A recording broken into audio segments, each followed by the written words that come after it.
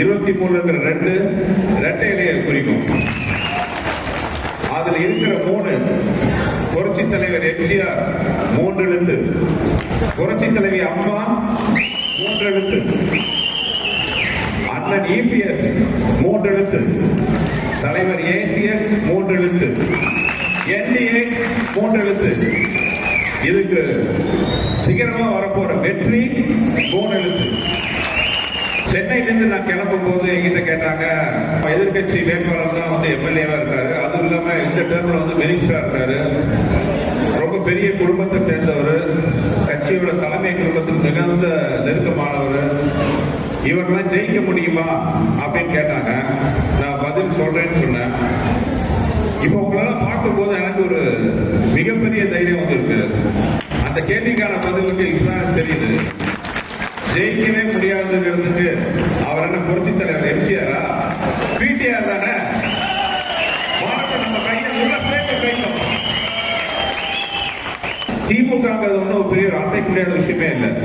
அவங்க பலமே தங்களை பலமா இருக்கிற மாதிரி காட்டிக்கிறது தான்.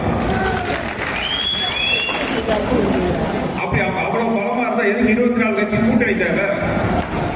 ஒண்ணு சொல்றேங்க, கூட்டமா இருக்கிறதெல்லாம் கூட்டணி கிடையாது, கூடி இருக்கிறது தான் கூட்டணி. என் பாஷையில் சொல்ல போனா building strong safe but week.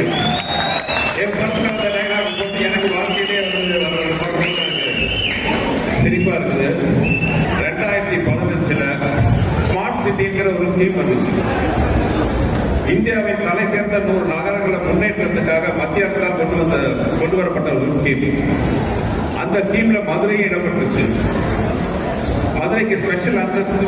மதுரையை சுத்தி பார்க்கும்போது ரத்த கண்ணீர் வருது. எங்க பார்த்தாலும் ரோடு கொண்டு குழிமா இருக்கு, அதுல சாக்கடை ஓடுது, ஒதுக்க கழிப்புறது கிடையாது. மதுரையில வைகை ஆத்த, தெய்வநாட்டுல வைகை ஆத்த ஒரு சாக்கடை நதியா மாத்திட்டு இருக்காங்க.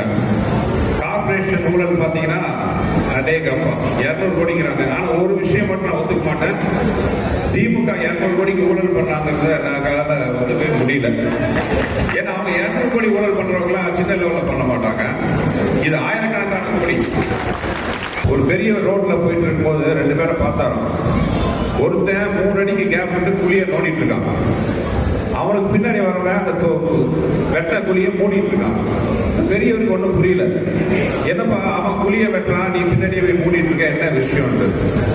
ஐயா, இது அரசாங்க வேலை நடந்துட்டு இருக்கீங்கயா, ஒரு டெண்டர் ஒர்க் போயிட்டு இருக்கு. டெண்டர் ஒர்க் புரியலையே, என்ன விஷயம்? இல்லைங்கயா, அந்த எனக்கு வந்து குழியை தோன்ற டெண்டர், இன்னொருத்தருக்கு அதுல செடியை நடுற டெண்டர், 3வது ஆளுக்கு செடியை நடுறதுக்கு அப்புறம் குழியை போடுற டெண்டர். நானும் 3வது ஆளும் கட்டி கரெக்டா பேசி கொடுத்துட்டு டெண்டர் கொடுத்துட்டாங்க. இந்த செடியை நடுறவனோட டெண்டர் ஒர்க் அவுட் ஆகலாம், நம்ம கட்டிக்கு வந்து பேச்சுவார்த்தை போயிட்டு இருக்கு. நாங்க பணத்தை போட்ட காசு எடுக்கணும் இல்லையா, அதனால நாங்க எங்க வேலையை ஆரம்பிச்சிட்டோம். அதனால நான் குழியை தோன்றேன், இவன் போடுறான், பின்னாடி சரி நல்லா வரணும் அப்படிங்கிறாரு. இப்படிதான் காரண காரியம் இல்லாமல் இந்த அரசாங்கத்துல மக்களோட வரி பணம் வீணா போயிட்டு இருக்கு. எந்த உறுதியான காரியமும் நடக்கல. உங்க மேல எத்தனை தவறுகளையும் தப்புகளையும் வச்சுக்கிட்டு என்ன பார்த்து சொல்றாங்க, இவன் வெளியூர்ல இருந்து வந்தவன், வெளியூர்ல இருந்து வந்தவன். எனக்கு அதை கேட்கும் போது சிரிப்பா தான் இருக்கு. உள்ளூர்ல இருந்து இவங்க என்ன சாதிச்சாங்க? 5 வருஷம் நான் வந்து மதுரை வந்ததிலிருந்து எத்தனையோ பொதுமக்களை பார்க்கிறேன், எத்தனையோ வியாபார புள்ளிகளை பார்க்கிறேன், பெரிய மனிதர்களை பார்க்கிறேன், சராசரி மனிதர்களை பார்க்கிறேன், டீ கடையில மனிதர்களை சந்திக்கிறேன். எல்லாரும் சொல்றது இந்த 5 வருஷமா வந்து இந்த தொகுதி எம்எல்ஏவை பார்த்ததே இல்லை.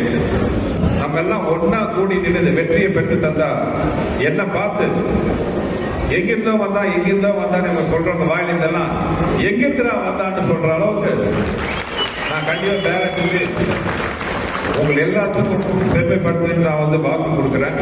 நேற்று எனக்கு புதுசா ஒரு வார்த்தை பரப்புனாங்க. நான் வந்து பதவிக்கு வந்துட்டா, அவங்களே ஒத்துக்கிட்டாங்க, நான் பதவிக்கு வந்துட்டா மதுரையை சுற்றி இருக்கிற கறிக்கடையெல்லாம் மூடுவேன் அப்படின்ட்டு. இப்படி எல்லாம் வந்து அதாவது ஒரு கேவலமான ஒரு பிரச்சாரம். என் பொண்டாட்டிக்கு இருக்காங்க, அவங்களுக்கு தெரியும். நானே வாரத்துக்கு வியாழக்கிழமை தவிர மீதி 6 நாளும் வந்து கறி சோறுலாம் சாப்பிட மாட்டேன். மதுரைக்கு வந்தோம் எனக்கு ரொம்ப சந்தோஷம். போனா கறி சோறு சாப்பிட்ற சந்தோஷம். என்ன பார்த்து இப்படி சொல்றாங்க, நம்ம ஜெயிச்சோட மிகப்பெரிய விருது கொடுப்போம், கறி விருந்து. பொய்வாதி பரப்புறவங்களையும்